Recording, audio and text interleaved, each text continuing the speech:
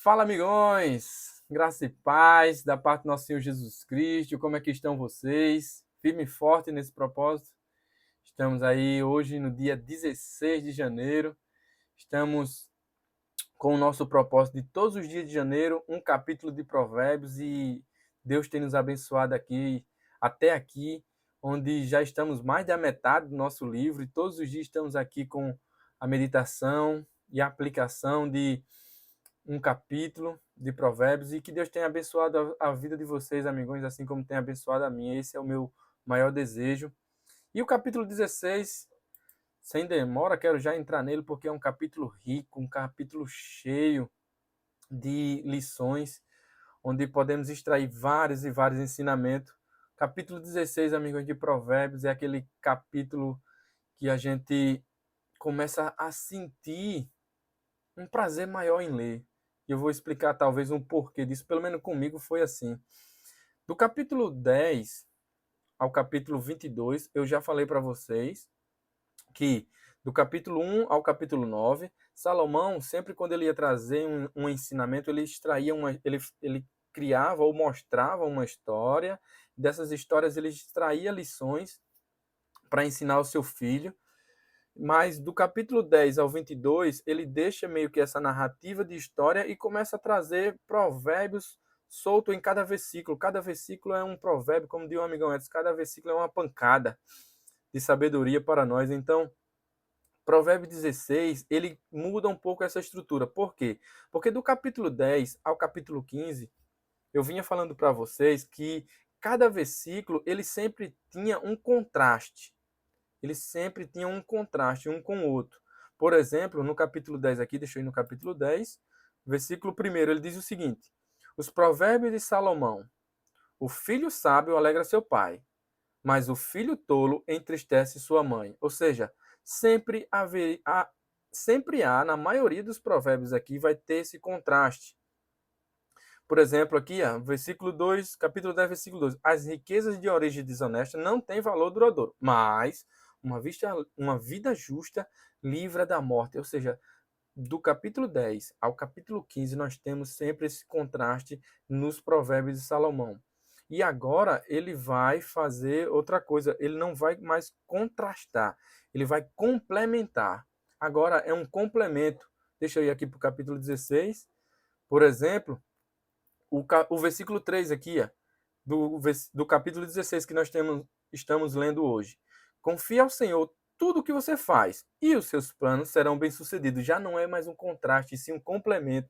Então, ficou mais gostoso agora da gente aprender com Provérbios de Salomão. Ficou melhor. A maioria do capítulo 16 ao 22, versículo 16, a maioria dos provérbios agora será nessa estrutura de complemento, sempre complementando uma lição com a outra. E isso para nós, assim, que lê, né, é enriquecedor demais. Para mim ficou muito bom.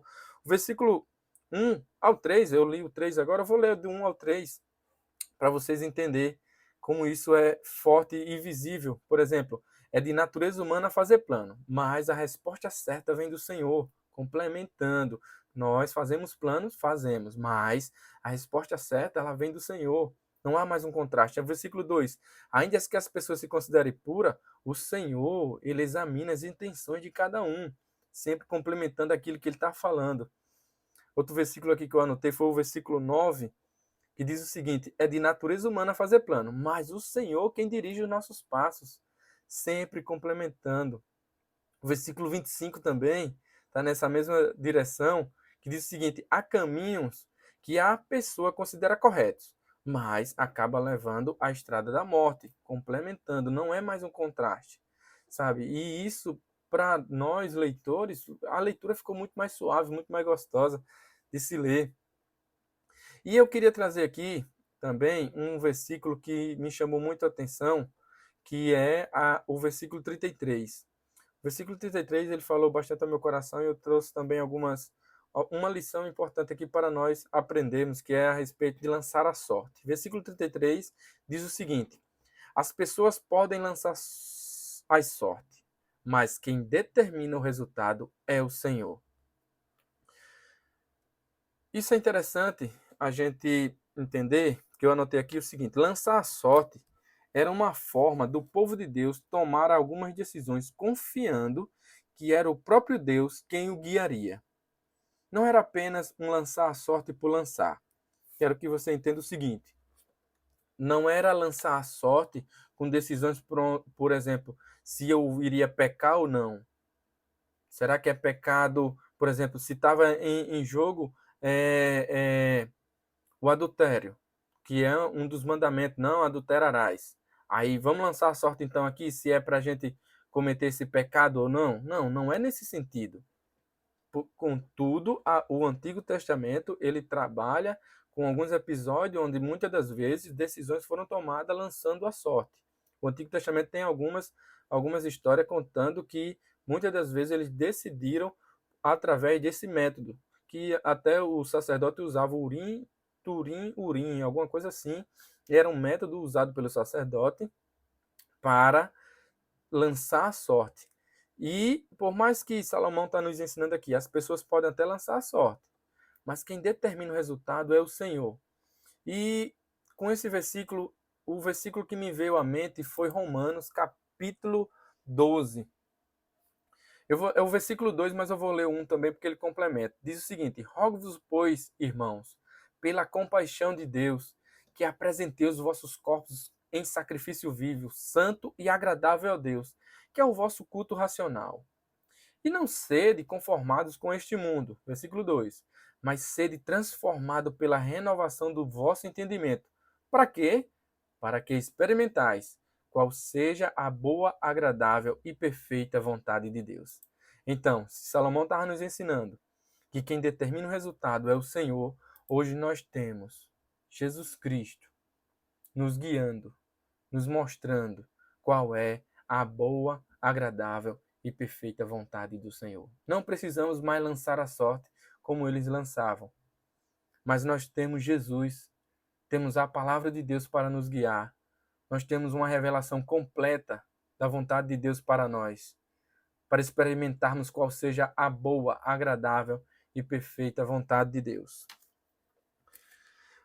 Eu anotei aqui, hoje nós temos toda a palavra de Deus. E Jesus Cristo é o cumprimento dela. E por meio dela podemos experimentar qual é a vontade de Deus para nós. Então, amigões, que nós possamos ficar com as lições de Salomão, os exemplos, os ensinamentos, a sabedoria, e possamos agarrar toda a Escritura, sabendo que nós temos uma revelação completa para aprendermos e vivermos qual é a boa, perfeita e agradável vontade de Deus. Que Deus possa estar abençoando vocês, assim como eu tenho sido abençoado, que o Espírito Santo de Deus possa falar ao coração de vocês cada dia através desses capítulos de Provérbios.